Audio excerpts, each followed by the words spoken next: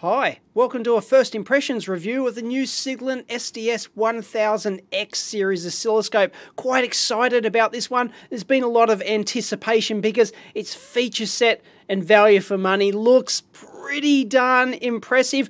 Thanks to Charles Holtham at Trio Test and Measurement.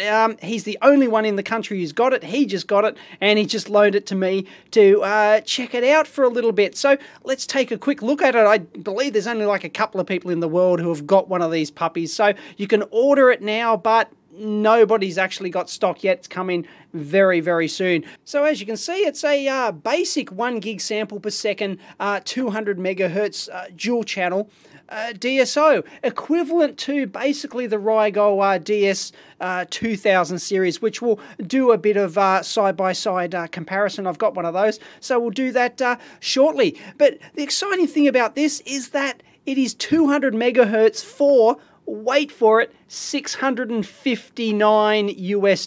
That's the street price going for this thing, and it's just over smidgen over $1,000, not including GST here in Australia, so it is ridiculously cheap. And it comes in two models. There is a 100 megahertz version of this, none of this 70 megahertz rubbish, or not even 50. Comes in 100 or 200 megahertz. The 100 megahertz one is only $499 US, or under $800 Australian here. Ridiculously cheap for the bandwidth, especially the 200 megahertz one. Wow. So just as a price comparison with its direct competitor, the Rigol DS2000 series here, both dual channel, both available in a 100s or 200 megahertz version, although granted the Rigol DS2000 series is available up to 300 megahertz, whereas this one doesn't, only stops at 200. But anyway, direct apples to apples price comparison. This one, 200 megahertz as we see it here today, $659 US. The equivalent 200 megahertz that I've got here, the DS2202. This is a slightly older one. This is not the A version. Anyway, they're practically identical. This one is $1,790. So the Rigol is 2.7 times the cost for the equivalent bandwidth, and these are street prices from the same supplier. And the 100 megahertz version of the Rigol, $794, basically $800 compared to $500 for this one. Basically 1.6 times the cost. So great bandwidth bang per buck here, assuming it's any good. Let's take a look at it. And just for kicks, if you want to see size comparison between the Rigol DS1052Z with its 4 channels, it's not a huge amount wider, and it's maybe, I don't know, an inch taller. Now, first up, in terms of build quality, it feels and looks really quite solid. It actually looks pretty jazzy, pretty well designed. All the buttons are pushable, so we'll see if those center later. It's got reasonable feeling tilting feet on it. It kind of does the business, doesn't tip over when you hit the top there. And soft power button. It's got USB on the front to save. It's got a reasonable carry handle. And on the back, we're looking at a wave gen option, pass fail, trigger out, USB and Ethernet as standard as well. Excellent that everything's coming standard with Ethernet these days. And as you can see, it's hot off the production line. It's one of the first units. I don't even know if it's a production unit. Actually, it could be like a pre-production run or something like that. Anyway, interesting that they've got the calibration sticker sort of embedded in there. That's interesting. And the bottom of it's got nice big rubber feet at the back. It's got rubber on the front as well if you don't use the tilt-in bail like that. And the rotary encoders feel pretty good. There's no indents in the other controls, and I guess I kind of prefer it that way. No big deal at all. I like that it's got the dedicated intensity adjustment control on here, and everything seems actually quite well laid out on it. I mean, we've got our 2 individual vertical controls for each channel. They're specifically lined up right on the B and C's. Very, very nice. Our horizontal here, this is interesting. Our horizontal is lined up with our external trigger. I probably would have put the trigger in there and put the horizontal over there perhaps. Yeah, it's neither here nor there. But the grouping of the controls, very nice. We've got our run stop right up here, exactly where you want it. It's got both an auto setup and a default one. I would have liked to have seen maybe the auto setup recessed, but yeah, you know, I'm not an auto setup fanboy. I'm a bit old school in that respect.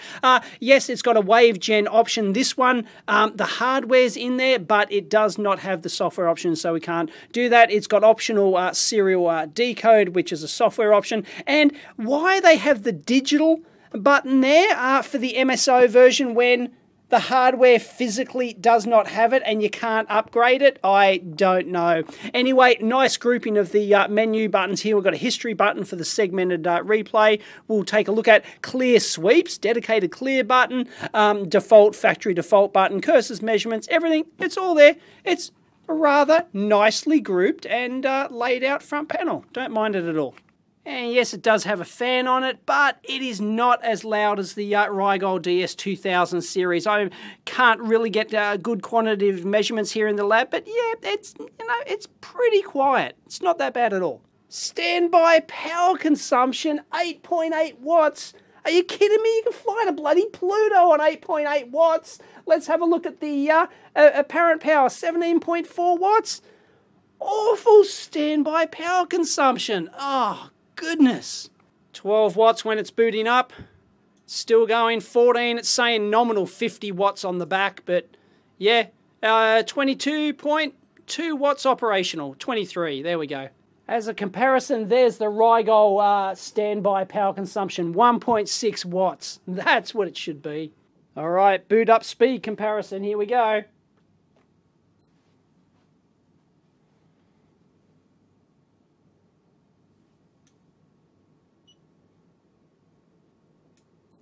Winner, Siglent, just under, well, 9 seconds, just under 10 seconds, the Rigol's still going. There we go. Now, of course, there's one glaring omission in that it doesn't have the auto probe detect for your ×10 probes, but hey, neither does a Rigol, and hey, this is a $500 scope, so you don't really expect it to have it, but killer. It's got 50 ohm input impedance mode, switchable as standard. Fantastic for a $600 class scope. Now, both scopes have 500 microvolts per division. Beauty. I love this new trend of 500 microvolt per division vertical range, and I've set them both to 7K points sample memory here, normal acquisition, everything. As you can see, the Siglent appears to have a lower noise floor than the Rigol, but that's appearance-wise. It's got to do with the update rate and the memory depth. You can actually see a difference if I change the memory depth here. You'll see that we get more apparent noise, and you can start to see some of the variable intensity display in there as well. Once we go up to 700K sample memory and 7 meg sample memory, there we go.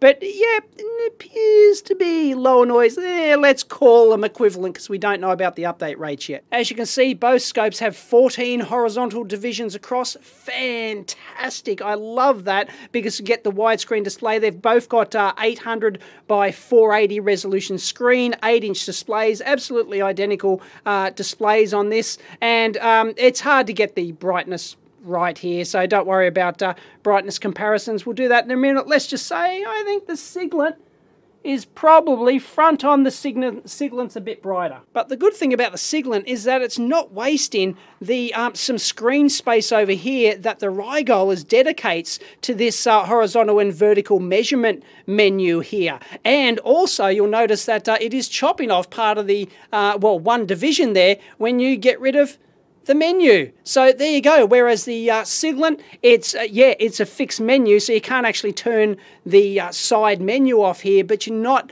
losing anything. You're always getting the 14 divisions. Much better than the Rigol.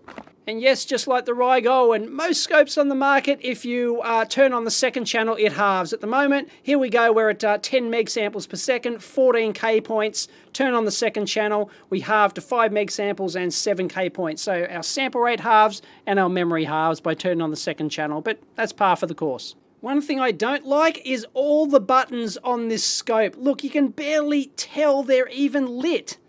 Look, I mean, yeah, I've got some reasonably bright studio lights in here. What have I got, 1000 lux on the bench? at the moment, but still, these are not bright at all. I don't know, some people complain about, oh, the buttons are too bright, but hey, check out the Rigol. I mean, it's even worse. Look at this. Like, it just, unbelievable. Can't get like a lead on a button. Jeez. I'm really starting to like the user interface on this thing. It's just clean and uncluttered. We've always got the sample rate and the amount of memory displayed. There's all our trigger information, channel 1, rising edge, the current level, the coupling DC. Yes, it's got a hardware frequency counter up here, which we'll no doubt try out. Channel 1 and channel 2, they're color-coded properly. Shows that we've got the 1 meg interface. Look, we can switch between 1 meg and 50 ohms. There it is. Absolutely fantastic. Doesn't really change the noise performance of that at all. And it's telling us our current vertical offset as well. As I said, you can push those to center those back. There's a little bit of offset there on channel 2. We might be able to calibrate that out, but you kind of sort of expect that on 500 microvolts per division. Now, one interesting thing is that when you turn the control like this, you get this for a couple of seconds telling you your positional offset, and that's actually kind of nice. I don't know whether or not in continued use it might be annoying. I'm not sure if you could turn it off, but it's kind of a nice feature, and then it just pops away. And yes, we've got our trigger level here. It pops up with the trigger line, of course, and then that just goes away. And the good thing is when you move the channel, the trigger line pops up. Very nice. And it's got your usual soft menus down the bottom, which the Rigol, of course, has the ones on the side with its kind of quirky user interface. I prefer these soft buttons down the bottom. I never liked the Rigol buttons down the side here. But anyway, standard coupling, AC, DC and ground. I can't hear a relay click in there for those. Bandwidth limit is just your regular 20 meg. Your probe adjustment, easy to go through like that. Very simple. But of course you can use your selection adjust knob up here if you want. And yes, you have to push it, but I'm not really detecting any sort of problems when you push that and it being a bit dicky. It seems to work just fine. In vertical channel 2 here, we've got volts and amps, so if you've got a current probe, you can do that. We can de-skew, of course, and we can invert our channel, so all the regular stuff. And the probes, well, they feel a bit cheap. I don't know, they don't instill a lot of confidence. Typical times 1, times 10 switchable passives that you get. And you're just your regular Joe Bloggs assortment of color code and your high frequency probe attached. That's about it. And of course your horizontal delayed sweep, you just push the horizontal control and it works just as you'd expect, just like any other scope. No worries whatsoever with that, and you can push it, the horizontal back, you go back to the center. Perfect. And there's one thing that's not obvious here. There's no menu button for the horizontal controls, so where is like your XY display mode? Okay, so there's a roll button. We can go into roll mode. That's great, no problems whatsoever, but like, how do we get into XY mode? Scratch that, I found it. It's in the acquire menu over here, XY mode. There we go, on. Bingo. No worries. And well, that's one of the things you get when you don't spend the money. I mean, the sample rate, 1 gig sample per second, you turn both channels on, you halve it, and that's only 500 meg. You can't even, you're barely getting your Nyquist sample rate for your 200 megahertz bandwidth. So, yeah, in terms of a 200 megahertz bandwidth scope to do signal fidelity measurements with, the sample rate's just not high enough. And it's got no equivalent time sampling either. So if you had a repetitive waveform, but it's got all the normal stuff. It's got normal, peak detect, average, and E-res there is actually enhanced, I believe. I'm guessing that stands for enhanced resolution, which is the high resolution boxcar averaging, moving averaging mode. And in terms of control responsiveness, I've had no issues whatsoever with this. It's very nice. It's pretty much, instant, exactly what you'd expect. If we have a look at the trigger options, go into the setup menu here, here's all the different types. I like this. look, it pops up with the help. By the way, there is no help button on this, so you can't just hold down a button and it gives you help. So that's actually a big disadvantage compared to the Rigol scope, for example, which has, you know, extensive help built in, and other scopes. Anyway, we've got our edge triggering, we've got slope, we've got pulse width, fantastic. We've got your requisite video when it leaves, trigger when the signal leaves the windowed region. We've got interval when the signal disappears for longer than the dropout value. Runt pulse triggering, very nice. We can do pattern triggering, so your typical digital and or type things, and your serial triggering, so that's not too shabby for a $500 scope. Alright, everyone wants to see what the super phosphorus oscilloscope is like. Let's check out the variable intensity. And to test this out, I've got Siglent's brand spanking new, hot off the press, like first one in the country as well, the 2000X series touchscreen Siglent function TRIØ waveform generator, 120 megahertz, 1.2 gig samples per second. Oh, looks really nice. Haven't even looked at the price of this. I just like this one. I think is the first in the country, and Charles didn't even take it out of the box. So it does work. I have not used it yet, but this is brand spanking. So this is their new X series. Geez, takes a while to boot. Twiddle your thumbs. Jeez. It's only a bloody ARB gen. What's it running? Oh, there we go. We're in like Flynn. And does it work? Yes, it is. But yeah, why bother when you've got the buttons there? I'm sure the touchscreen is useful for something. Anyway, waveforms, there we go. Sine, haven't even used it, so I'm just dicking through here. We want, well, actually, sorry. We don't want modulation, we want frequency. We want 1 megahertz, thank you very much. So this is literally right out of the box. How easy is it to use? We want AM modulation, fantastic. Internal source, AM depth, we want 100%. Yes, we're at 100% already, no wuckers. And that's it. At a frequency of AM frequency, we want 1 kilohertz. That's my standard test signal. And Bob's your uncle. We turn the output on, and ta-da! Here we go, let's check it out. We'll see if the auto set can handle that, shall we? Just for kicks. Most don't. Oh, well, it's triggered, but yeah, it's gone in. But there we go. There's our signal. It will take some triggering. Most scopes are really picky with this. That's actually not too bad at all. Go out. Oops. Hey, we've got some alias in there. But that will be because we are not on...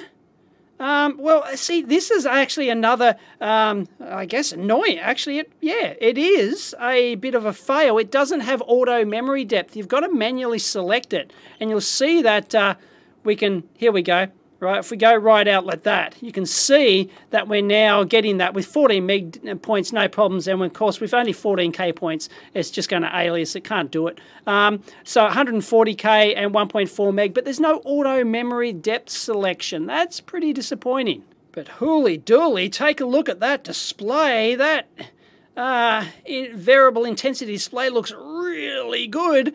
Is there another annoying thing I've noticed is that the variable intensity display knob doesn't do anything when it's not selected, when it's not available as a selection for scrolling through menus or whatever. I reckon it should switch to the intensity adjustment, but to do the intensity, you've got to go into display persistence, and then you've actually got to go into intensity, and then you can dick around with it like that. But anyway, yeah, that's kind of like a user interface fail, I think, but geez, this display looks nice.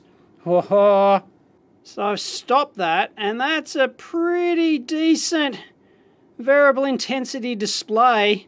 I'll tell you that for nothing. Look at that. It's not probably, it's got 256 levels, but you can see it's probably, let me compare it with the Rigol, and you see the Rigol is still the duck's guts in that area, but this is pretty close. I've got no problems with that at all. That's nice. Just look at the sharpness in there. And here's what I was telling you about with the auto memory depth. Go into the acquire menu here, and when you've got memory depth set to auto, you'll notice that we can't alias on this at all, on this signal at all. The auto memory depth mode just chooses the right amount of memory. It doesn't let you, well, granted, it does have an anti-alias mode, which the Siglent doesn't, but see, even with the anti-alias off, the auto memory depth just handles that, no problems at all. But, you know, if you manually set it to the 14K points, you get exactly the same issue we saw on the Siglent. So, you know, you can force it to do that, but yeah, that's what the auto memory depth on most everyday uses, you can actually leave it on that. You can't do that on the Siglent. You've got to choose your poison. Actually, I'll tell you what, I'm going to stand corrected on this. I think, like, even though you don't get those bits in that, like, you know, those different shading intensity level differences, it's got better shading, but you can actually see horizontal, sort of like horizontal lines through that. It's actually not as crisp as the Siglent. So I don't know. I don't know. It's hard to call, but geez, no, the Siglent's pretty good variable intensity display. That's all you need to know. I've noticed one little quirk. Look at the hardware frequency counter here. It's almost bang on, okay? No, but we're not going to quibble over a couple of least significant digits there. But look what happens when I change the horizontal. Look, it jumps down to 990 and 970, 963. It jumps all over the shop until it eventually comes good again. But for a second or two there, changing the horizontal, it fails. So, yeah, you kind of sort of get the same thing on the vertical as well. Just change it by, you know, like 500 kilohertz, 700 kilohertz or something. But that's interesting. Not sure what's going on there. Now, I was a bit confused here for a bit, trying to measure the waveform update rate, because the Siglent is supposed to have an excellent 60,000 waveform updates per second, right? Really quick. That's like its banner spec. So I'm measuring down here, okay? I've got feeding in my standard 1 megahertz test signal. That's what you do when you measure the waveform update rate. Okay, I've got it on the smallest amount of memory. I've got, you know, like the fastest time base, right? Everything, right? It should be pretty good. But I'm only getting, sorry that this is hard to see, I'm only getting like 11, 12 kilohertz down here. And so what the hell is going on? Look, regardless of what time-based setting I put on there, okay, it's, you know, once you go down to the lower settings, of course, it's going to be, you know, it's going to jump out to, you know, 2 kilohertz, you know, 2,000 waveform updates per second. It's going to get slower, but on the fastest horizontal time-based setting, that's the best I could get. Unfortunately, I can't make that frequency thing bigger. I thought there was an option. Anyway, that's about 9 kilohertz. And look, that's only with a single channel. If we actually turn the second channel on, it basically halves. So there you go, waveform update rate halves with the second channel. Now, but where's our 60,000 waveform updates per second? I couldn't get it, and then I figured it out. If you go into the display persistence menu here, we can go into the type, and we're on vectors at the moment, okay? If we change to dots, aha, look at our update rate. Bingo. We're at 20K now. Okay, so at the fastest time base, we're at 20 kilohertz, 19 point something, 45 kilohertz at 5 nanoseconds per division, 25 kilohertz, and 25, if we go down, bingo, look, we found a sweet spot at 50 nanoseconds per division with the lowest memory depth of 7K, but it's down to 700K points because of the 1 gig sample per second, and bingo, we're at 71 kilohertz. So it does exceed its spec, but only on basically one range. That's it. One horizontal time-based range, and you have to put dot mode on instead of vectors. Unbelievable. Anyway, there we go. That's in dot mode. You'll see the dots, though. The reason you don't see the dots is because we haven't stopped it. If you stop it, there we go. Bingo, you can actually see the dots there. So that's the difference. But yeah, that makes a big difference to the update rate. But everyone runs it in standard vector mode. So yeah, there's some marketing wank for you. 60,000 waveform updates per second. Yeah, not really in practice. Mind you, the Rigol's potentially worse in this regard. Look, I've now got it swapped around, so we're measuring our trigger frequency out from our Rigol down here. Exactly the same. I found the sweet spot, 47 kilohertz, so 47,000 waveform updates per second on the Rigol here, but that's single channel. Look what happens if we turn on channel 2. Ah, it's shocking. It dropped from that, it dropped by like almost an order of magnitude. 10 times. What the? I don't remember trying that before, but yeah, geez, the update rate of the Rigol really sucks ass when you have that second channel. In that respect, the Siglent's much better. I haven't tried this before, but just like the Siglent up here, the Rigol does actually change its update rate to whether or not you're in dot or vectors mode. Vectors mode 47, just over 47.1 kilohertz there. Put in dots, doesn't change a huge amount, but it does actually go up a bit to 52.7. And just like the Siglent, you do need a sweet spot there. So even like at the fastest time base rate, 25 kilohertz, there we go.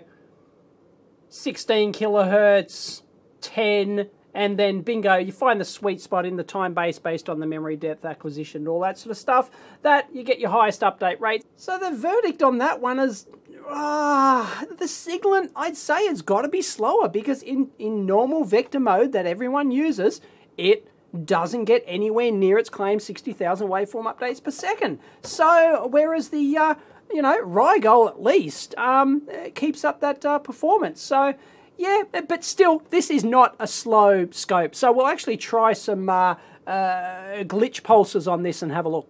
Now let me show you a very cool feature. We can actually measure, well, hopefully confirm, I haven't tried it yet, the waveform update rate of this thing using the history display mode. Now, we've got that 1 megahertz signal on a time base, which is giving us around about 10 kilohertz there, so pretty darn close to 10 kilohertz trigger frequency. Let's see if we can verify that. Okay, so what we're doing, okay, the scope's just operating normally, here we go, and we're going to actually press the history button on the front. I won't bother showing you, but we're going to press the history button. That'll automatically stop the scope and capture, in this particular case, 80,000 frames. So this is the segmented memory, history capture, waveform capture feature that like the Rigol has, and the Agilent, and almost every scope on the market has this these days, even the low-end ones. But watch this, right? Oh, I'll just show you this mode, right?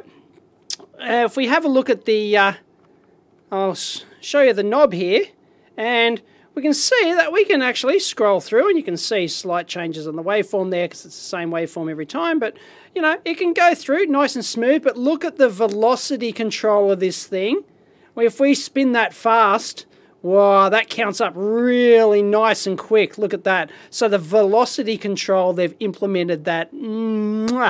Perfect. So hats off to them. And once again, we can actually set the playback interval, for example. So if we wanted to set it for, I don't know, 50 odd milliseconds, we can go through and play that. Bingo.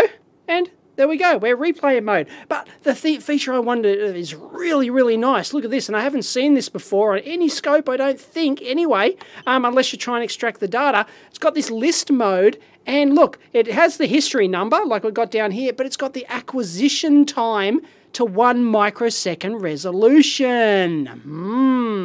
So check it out. How awesome is that? So if we just actually, can we stop that? Pause it. There we go. And we can see that, what's the difference? There we go. Acquisition time, minutes, boop. And then we've got 1 microsecond resolution. So what is that? 210 minus 311. So that's 101 microseconds.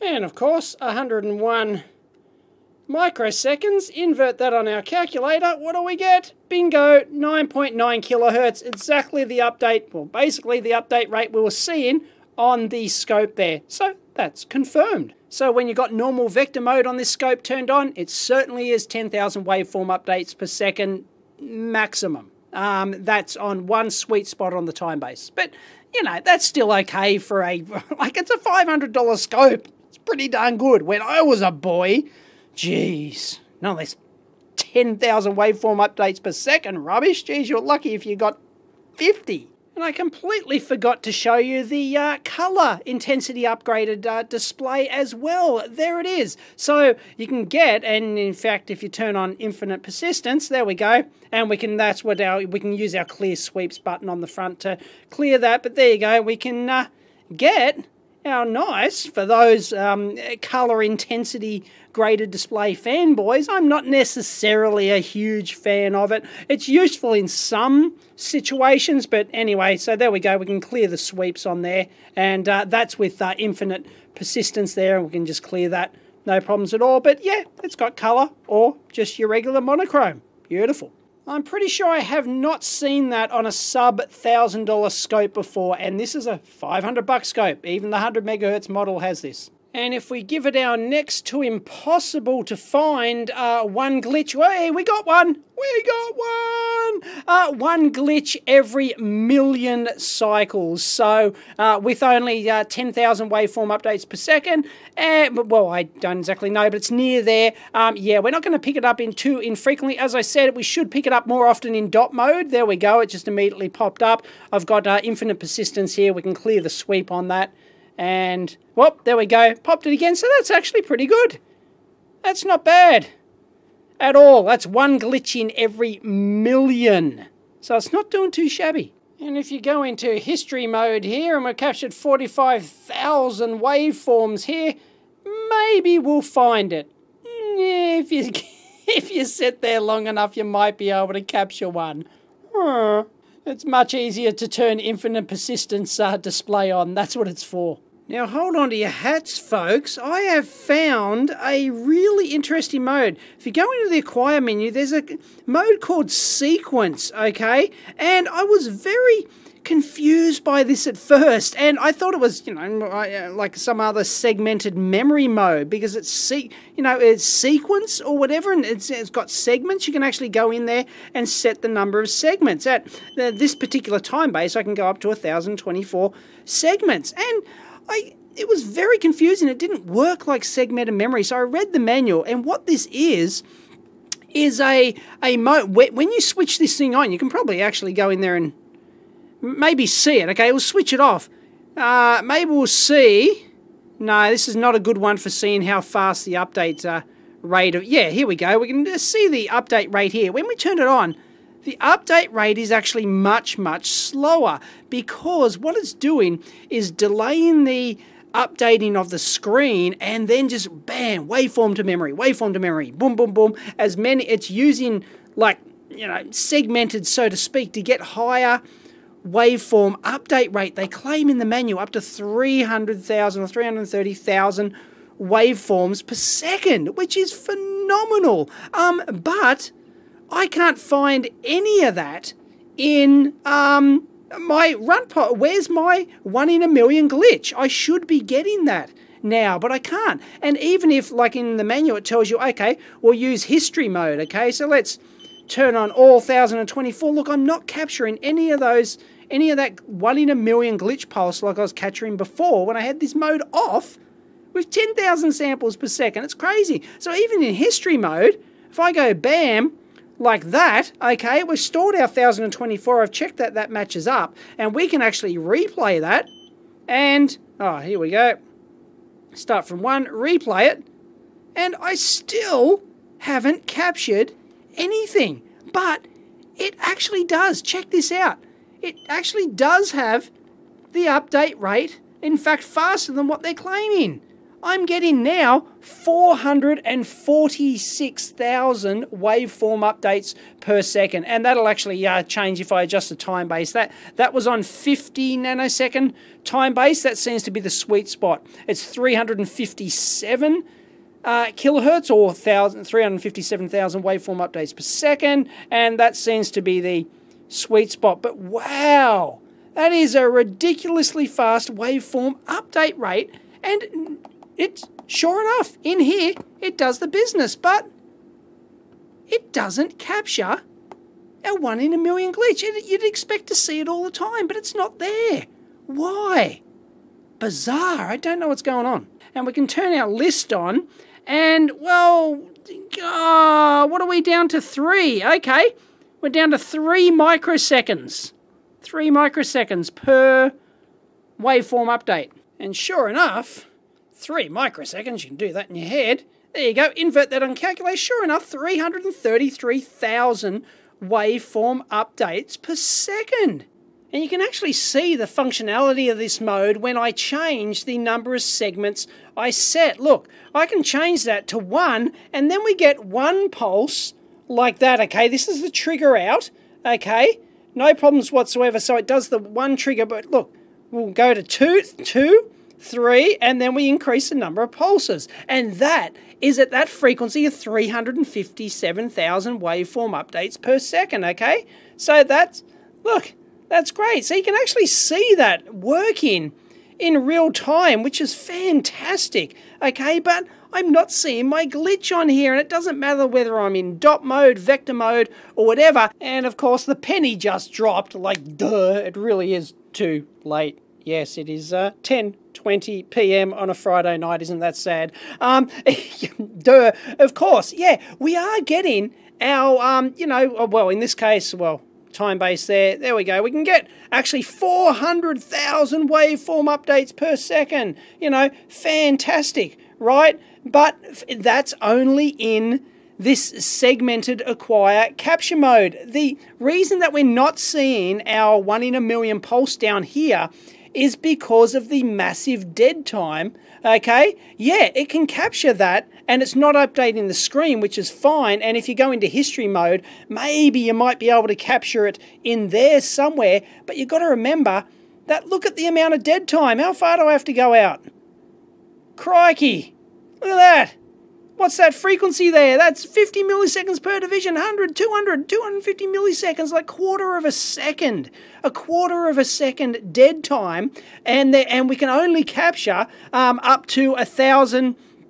Sorry, well, at this time base, we're only getting 1,024 that we can capture. Okay, so if the 1 in a million pulse happens to occur in the region where it's sampling, then bingo, you'll get it.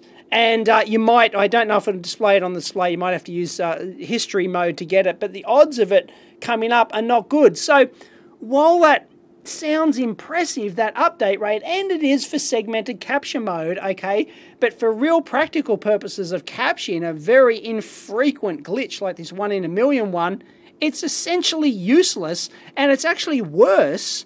As I showed, if I actually turn that off, then I'm actually going to get, look, I have much less dead time up here, much less dead time, so the chances of actually capturing that glitch pulse are much better. Bingo, there it is, right? We actually got it, right, fairly quickly. So, yeah, it's a case of faster update rate, not necessarily better. It's all about the dead time. And if we have a look at serial decode on here, I've got set I2C bus. It's just outputting some data. This is just a demo signal. And it seems to decode it fine and match the same serial decoding on my Agilent 3000X series, which I'll show you here in a second. And yep, just take note of those. And here it is actually live updating on the signal here. Just note the second one there. It's 2, 4, 6, 8, it's slow updating. Let me show you that on the Agilent, because this does not have real-time hardware updating, so it's not going to be able to decode it in real time. Now here's the Agilent on the live signal, and as you can see, it's actually counting up there. I think it's 1, 2, 4, 8 sequence there, and so, like, you know, it's capturing the data, it's decoding it okay, but the Agilent 3000X series here has real-time hardware decoding. So there's no software overhead at all, so it can capture and decode all the data in real time. Whereas the, you know, the cheap Siglent and other scopes that don't have hardware decoding can't do that. Meh. There's one interesting little quirk here. If you actually hit, I've fed in another signal into here instead of the I2C, but I'm still in serial decode mode. Can we actually see that button? Geez, I don't know. No, I don't think it's on, actually. Yes, that's weird. Actually, I was in serial decode. Oh, okay, serial decode is just for that anyway. If you press auto setup here, check it out. it doesn't actually take you out of decode mode or various other modes it won't actually take you out of. When you do auto setup, if you want to actually, it's because it's got the default button here and auto setup keeps some certain modes, and I haven't gone through all various combinations to find out. Now, default actually won't do that either, which is rather weird, but default will actually reset some other modes to take you back. So you still have to go in there and manually disable the event screen here. Oh, actually, hang on, folks. I found a firmware bug. Look, I can't turn the list display off or on. Look, doesn't it's off. The list display is off, but it hasn't vanished. So what the hell is going on? Auto setup, press default. Default should go back to you know, like the default mode that presumably you can set up. I haven't tried to do that, but I can't get rid of this list display now. Yeah, seriously, I cannot get rid of that list display. It is locked up. So it looks like, I haven't tried to repeat it, but it looks like if you go do your auto setup or you, well, yeah, I did auto setup while in list mode, it stays there. Weird. I think I'm going to have to turn the scope off. I can't see another way to do it. I really can't. Decode is off. I'm triggering on, basically I'm back to edge. Everything's hunky-dory, but no.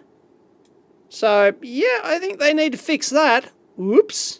Okay, what I'm going to do here is have a crack at the runt triggering, because it's got all these nice trigger types, and I've got a signal going in there that has a runt pulse, and bingo, it's triggering off the runt pulse because I've already set it up. And what's nice here, we can go for the limit range, various limit types, and then the next page here, we can set our upper and lower limit. I was a bit confused for a second. I thought I'd have to use the knob up here to adjust that, but no, because it hasn't actually lit up to tell me, no, you have to actually use the trigger level adjustment. Okay, no problem at all. And we can set up our two different levels there for our runt pulse. So we're basically getting something in between there like that. And bingo, we are triggering off that little runt pulse there. So we've got runt pulse there, and we've got a bottom one down here. And we can actually trigger off that one too if we want to.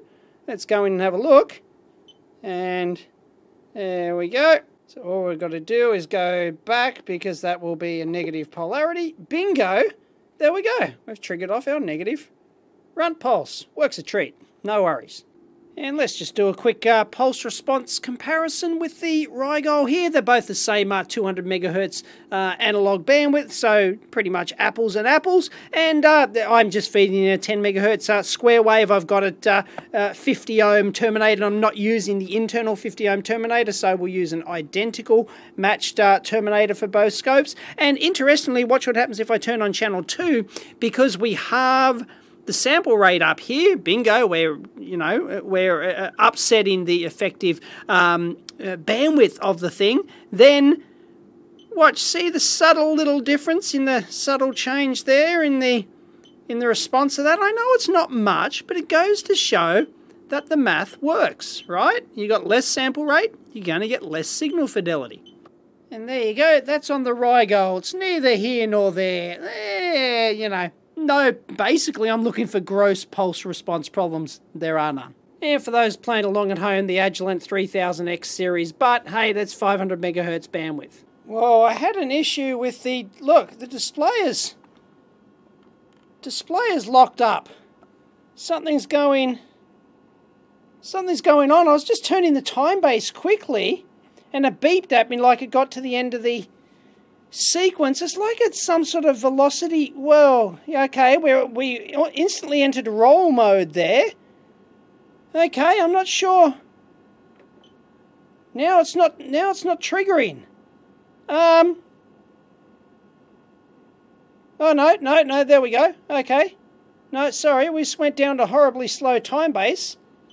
Oh no, it just looks like it couldn't recover from that slow time base setting. It had velocity control on the horizontal. I think that's the problem. And it was going too quick. Yeah, I think that's what I think that's what happened there, and it was trying to do a slow time base and it just couldn't, you know, it would not, and turning the control maybe didn't reset that. Let's see if I can do it again. Ready? Nope. And then, no, it's come back. No, see, look. See, 200 nanoseconds per division, then it takes a little bit to come back. Something weird, some weirdness happening there in the firmware, I think. Okay, I thought I'd just sweep the analog input here with my RF SIGGEN and find the actual analog bandwidth of this thing. None of this rubbish about feeding in a pulse and 0.35 and all that sort of formula rubbish. So we've got 158 megahertz. There it is. At the moment, I've set it to 1 volt peak to peak. So we're looking at the frequency where this drops down to 0.707. It's supposed to have a 200 megahertz bandwidth. And let's... No, we're at 200 megahertz now, and it's basically still the same. So we're up to 250 megahertz, and well, yeah, we dropped through. No, hang on, can't read that. It's a tiny font. I thought it was a 6, but it's not. It's an 8. I should be reading the top here. Here we go. 0.707. Our minus 3 dB bandwidth. Well, the waveform's getting a bit. How you doing there? But, you know, we're looking at a good 300 megahertz analog bandwidth. No worries at all. That's a winner. But if you're wondering why the waveform looks crap like that, it's not my signal generator. I've got a very expensive Marconi 1.2 gig signal generator, the 2023. It's because if we actually go in, and it's our sample rate, it's that pesky 1 gig sample per second there. It just doesn't cut the mustard. For the, you know, the 200 megahertz bandwidth of this thing. It's a real shame. It's probably the major problem with this scope, if there is one. Ta-da! There we go. We're in dot mode. There we go. And of course, if we stop it, then you can actually see the difference between the vectors and the dots. As you can see, we don't have many dots to fill in the blanks there. And then we've got our sine x on x interpolation, which is we can need to go out of dot mode. More menus than you can poke a stick at. There we go, vectors. That's without our sine x on x. And if we go in here, and we can say, there's our sine x on x. There you go. Magic. Look at that. But, hey, the math works out on the sine x on x. You need roughly 4 times the analog bandwidth in sample rate. So a 200 megahertz scope here really needs an 800 megahertz sample rate. And this thing does have it, the 1 gig sample per second, but only on the 1 channel. If you use 2 channels, it halves. So if we switch to our dot mode and we turn on our 2nd channel, I think we'll be shocked. Look at that. We can't display our 300 meg signal anymore. Oh, goodness. We probably can't even display, probably have trouble with our 200 meg. So there we go. There's our analog bandwidth. There's our 200 megahertz. This thing is supposed to be 3 dB down at 200 megahertz. We measured it 3 dB down at 300, so it's better than what you expect. But that sample rate kills you. It just absolutely kills you. And if we turn it back to vector, okay, you know, but look what happens when we turn on our 2nd channel. Fail. Okay? We've got to go down. We don't get a normal looking waveform until about 100, as I said, about 125 megahertz. 1/4, 1 on 4. In fact, that is a brilliant, I like that. I might do that as a separate video, maybe.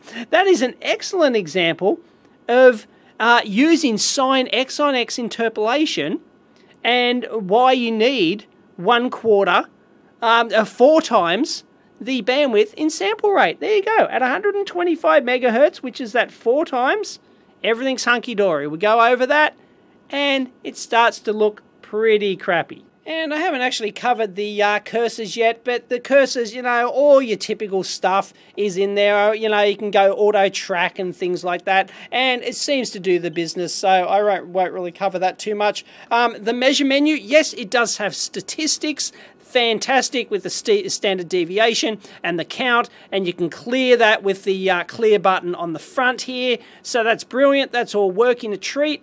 And This menu is interesting. Look, we can actually select all the stuff we want down the bottom here. It's a little bit fiddly, and here's where I found that the knob, if you didn't, you know, you got to press it. And they've got a few weird acronyms, like FOV, for example, is our overshoot after the falling edge, and FPRE is the overshoot before falling edge. It's like, what the? Anyway, it's got quite a lot of functionality in the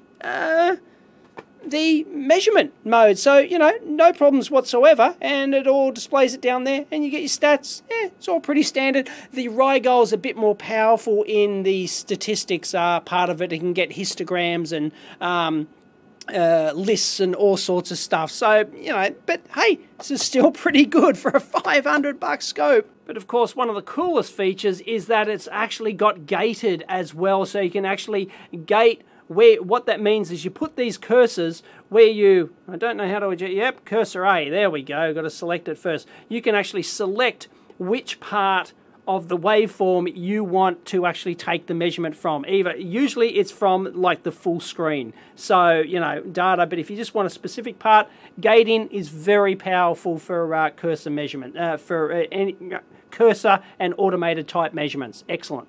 And a quick check of the math FFT mode, shall we? Let's turn that on. There we go, we're Operation Plus. Ta-da! FFT. We're in like Flynn. That's done the business. Yep, no problem whatsoever. That looks alright. Can we measure? And it's good that we can choose the split display or the full screen. That's pretty neat. And we've got all the requisite windows. Yep, good old Blackman. And I can't find an easy way to use the cursors to measure that frequency. Like there's no, you know, FFT type mode function, find the next peak and all that sort of jazz, like, you know, that nice Roden Schwartz one, was it, that we looked at just last week at the trade show. So nothing like that. It's just basic. No, I don't know, maybe it is in there.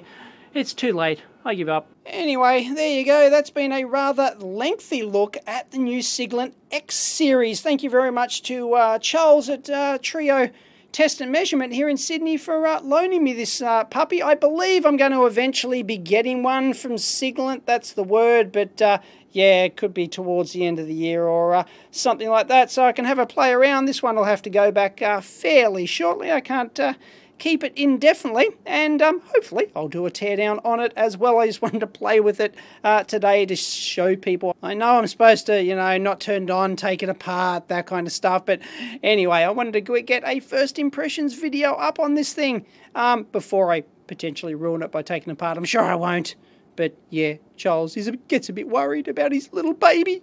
Anyway, the Siglent X series. It seems to be a few little firmware quirks, so I hope they can fix those, because the previous SDS1000 series, apparently it was a nice hardware, but the lot of reports on the forum, I haven't really been following it, but apparently, as far as I'm aware, there were a lot of reports on the forum of lots of firmware issues which they hadn't fixed. Anyway, hopefully they'll be fixing those. But this is a reasonably solid scope. I don't mind it at all if I can figure out how to bloody turn the math off. I can't just double. Yes, I can. It's a little bit slow there, but otherwise it's actually quite a quick and responsive scope. But really, I think the major limitation is the sample rate. 1 gig sample per second for a 200 megahertz scope doesn't quite cut it. But hey, you can't complain about the price. What was it? $659 for the 200 meg one and $499 for the 100 megahertz version. Wow. So although this is not really bottom entry level scope, at $499, it's getting there. So it's basically $100 more than the $399 Rigol DS1054Z. And this thing, yeah, although the $499 is for 50 megahertz, a lot of people hack these things up to 100 megahertz and all the bells and whistles. But the 1054Z, not a direct comparison, but I would still go for the 1054Z if you're in the market for an entry-level scope, because you get the 4 channels. That's a killer feature. It's got all the bells and whistles, can be hacked up to 100 megahertz. The Siglent, it is not software upgradable. If you buy the 100, it's not software upgradable to the 200 megahertz as far as I know, and that's a big downer. I don't know why they haven't provided that option. Maybe they will in the future, or I'm wrong. I don't know. So there are no hacks for this thing as far as I am aware. So, you buy the 100 megahertz version. It's $100 more than this, but this has the 4 channels. I guess it comes down to, if you were considering these two, which they're not really equivalent, this one has the much bigger screen, much more, kind of more usable. It's got the separate vertical channels, but you sacrifice the 2 extra channels on there. So, does have the external trigger though, which the 1054Z doesn't. But actually, there's a thread on the EEV blog forum at the moment. Why do you need 4 channels over the 2 channels? Well, it all comes down to usability during troubleshooting, because often you want to, say, use one channel for measuring your power supply, for example, another one for measuring the signal under test, another one for measuring some reset line you're looking to debug. You're trying to catch a glitch and time cross-correlate them across all the 4 channels. So 4 channel scopes are very handy when you need it.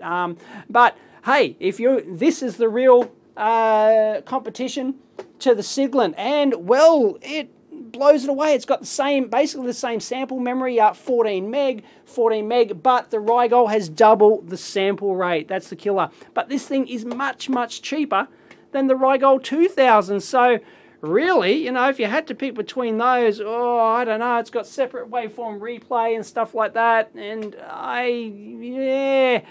geez, you can't beat this one for the price. It's pretty good. This one might lick the Rigol, I think, unless you really need that sample rate. I'd probably be going for the Siglent at this stage. Anyway, that's my first impression. I've only been playing around with it for the 4 or 5 hours I've been shooting this video, and had to go home in the meantime, and I came back, so hence why it's late. There we go, 11:30 now. Oh, goodness. Anyway, first impressions, a few firmware issues, but geez, killer price. Shame about the sample rate though. Catch you next time.